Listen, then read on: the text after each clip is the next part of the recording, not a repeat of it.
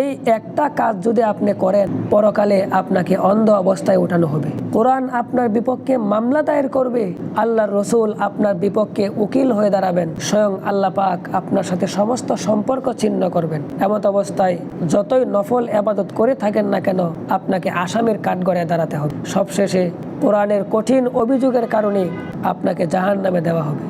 আর এই কাজটি হচ্ছে কোরআন শিক্ষা অপশনাল মনে করা।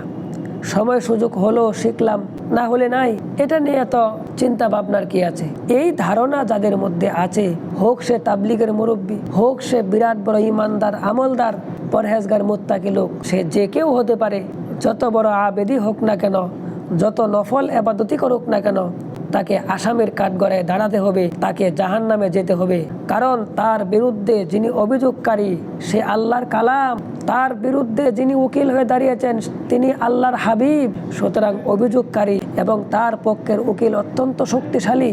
আপনি পালাবেন কোথায়? আপনি বাঁচবেন কি করে? বাঁচার কোনো রাস্তা নাই, রাস্তা একটাই, সেটা হচ্ছে আপনার সমস্ত চেষ্টা, সমস্ত মেহনত, সমস্ত মনোযোগকে একত্রিত করে আল্লাহর কালামকে শিখতে হবে, নিজের মধ্যে ধারণ করতে হবে। এটাই রাস্তা। আপনি কোরআন শিখবেন না কেন?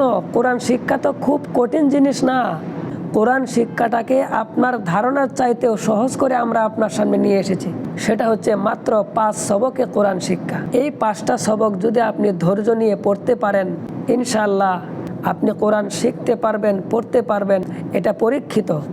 সুতরাং আপনি যদি ঘরে বসে সহজে প্রতিদিন মাত্র 30 মিনিট সময় দিয়ে আপনি আল্লাহর কালামটাকে শিখতে চান, আয়ত্ত করতে চান, আমাদের অনলাইন কোরআন একাডেমিতে 5 সবকে কোরআন শিক্ষা এখানে যুক্ত হতে পারেন।